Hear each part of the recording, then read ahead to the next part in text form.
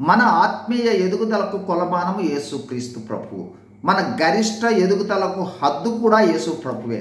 ఈరోజు ఆత్మీయ ఎదుగుదలకు మరో సూచిక పవిత్రతను సూచికగా చూడబోతున్నాం. 1 యోహాను 3:2-3లో యేసు ప్రభు రాకడ గ్రహింపు కలిగిన వారు ఆయన రాకడలో ఆయన వలె ఉంటారు.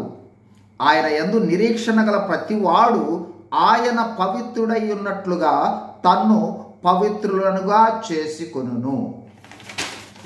అనగా ఆత్మీయంగా ఎదుగుతూ ఉన్న కొద్ది పవిత్రత విషయంలో ఆసక్తి పెరుగుతూ క్రీస్తును పోలిన పవిత్రత గమ్యంగా జీవిస్తారు క్రైస్తవులు.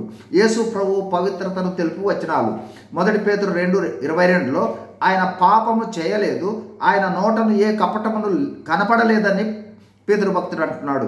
యోహాను సువార్త 8:29లో యేసు ప్రభువే అంటూ ఉన్నాడు, నాలో పాపం ఉన్నదని మీలో ఎవడు స్థాపించును అని. 3 పిలాతు భార్య మత్తయి 27:19లో ఆ నీతిమంతుని జోలికి పోవద్దని వర్తమానం పంపుట. అలాగే మత్తయి సువార్త 27:54లో ఈయన నిజముగా దేవుని కుమారుడని శతాధిపతియు కావలి ఉన్నవారు చెప్పుకున్నారు. మత్తయి సువార్త 17:5లో దేవుడే సాక్ష్యం ఇస్తున్నాడు, ఇదిగో ఈయన నా ప్రియ కుమారుడు, ఈయన యందు నేను ఆనందించుచున్నాను అని. సాధారణంగా మనకు వచ్చు అపోహ, యేసు ప్రభు దేవుని కుమారుడు కావున పాపరహితంగా జీవించాడనుకునే ప్రమాదం ఉంది. అయితే హెబ్రీ 4:15లో పౌలు భక్తుడు వ్రాస్తూ ఉన్నాడు, మన ప్రధాన యాజకుడు అనగా యేసు ప్రభువు మన బలహీనతల యందు మనతో సహానుభవము లేనివాడు కాడు గాని సమస్త విషయములోనూ మన వలె శోధింపబడినను ఆయన పాపము లేనివాడుగా ఉండెను. అంటే ఆయన మన వలె సంపూర్ణ మానవునిగా ఉండి పాపరహితునిగా జీవించాడన్నమాట. క్రైస్తవులమైన మనము యేసు ప్రభువును పొందిన ఆత్మనే నూతన జన్మ ద్వారా మనము కూడా పొందాము.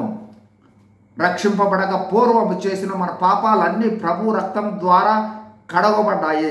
ఆ తర్వాత పాపం లేని జీవితాన్ని జీవిస్తూ ఉన్నామా? చూపులు, క్రియలు, ఆలోచనలు, మాటలు ఇంకా అనేక విధాలుగా పాపం మనలను ఆకర్షించుటకు అవకాశం ఉంది. ఏ విధంగా జీవిస్తూ ఉన్నాం?